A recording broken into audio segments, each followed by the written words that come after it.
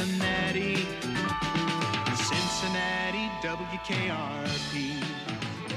Got kind of tired of packing and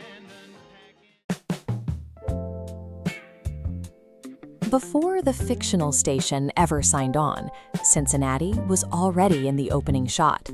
For 4 seasons, WKRP in Cincinnati gave a struggling, chaotic radio station the unmistakable texture of one specific city, showing viewers a very real skyline and actual streets. The camera captured specific landmarks to ground the broadcast in reality. Viewers saw the skyline, the old Enquirer Building, and the bronze figures of the Tyler Davidson Fountain, right in the heart of Fountain Square. Yet the radio station itself, along with its eccentric DJs and daily operations, was completely fabricated.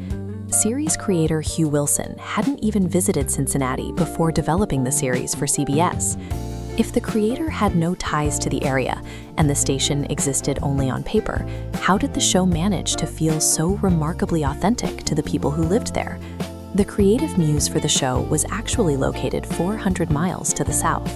Wilson built the series from his observations of WQXI, a top 40 station in Atlanta. This was the 1970s radio environment, a chaotic era of cart machines, massive consoles, and mood lighting that provided the blueprint for the show's characters. The decision to move that culture to Ohio was phonetic. Wilson chose the call letters WKRP to spell out CRAP, and Cincinnati happened to rhyme with it. Because the characters and the workplace energy belonged to Atlanta, the production used Cincinnati's physical architecture to give the fictional station a credible home. To maintain that credibility, the production team used authentic local landmarks to physically anchor the sitcom's universe. In the show, the staff worked out of the Osgood R Flimm Building, an Art Deco office tower that served as the station's headquarters. But the building shown in the opening sequence was the Cincinnati Enquirer Building at 617 Vine Street. The camera even zoomed in on the upper floors to pinpoint exactly where the station was supposed to be. Repurposing a physical local landmark provided a tangible proof of place. Local viewers could look at a real building they passed every day and imagine the fictional characters working inside. That commitment to reality extended upward from the street level to the most prominent visual anchor in the opening credits, a massive transmission tower.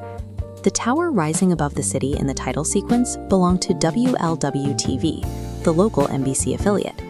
That structure carried a specific broadcast lineage, with historical call letters that could be read as WLWT. This made it a sister station to the massive WLW radio empire, the powerhouse of the Crosley and Avco broadcasting world. For radio history enthusiasts, that connection opens up a non-canon scenario that was never mentioned in the script. One can imagine the giant WLWT tower quietly watching over the upstart WKRP station from across town, the established voice of the city looming over the newcomers. Using that specific tower unintentionally placed a fake station beneath the shadow of a real broadcasting giant, adding an extra layer to the city's broadcast lore. In reality, the show's local flavor was so convincing that it left a permanent cultural footprint through decades of television syndication. Factually representing the local radio market wasn't necessary for the show to become a fixture of Cincinnati media history. A few seconds of real streetscapes and a single real tower gave a fabricated world deep roots in the city's public consciousness. By borrowing the city's physical identity so effectively, the show ensured that Cincinnati would eventually treat the fictional station as part of its own history.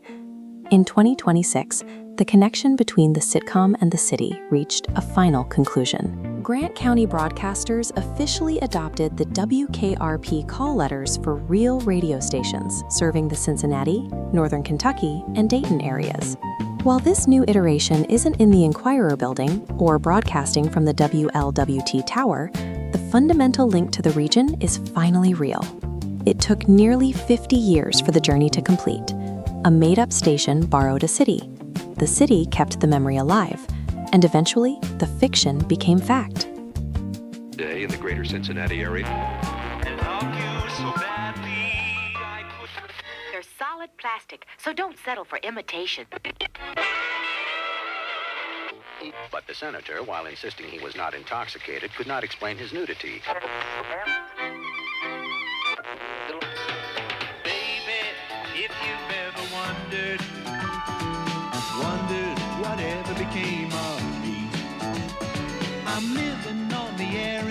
Cincinnati, Cincinnati, WKRP. Got kind of tired of packing and unpacking, town to town, up and down the dial. Maybe you and me were never meant to be. Just maybe think of me once in a while. I'm at WKRP in Cincinnati.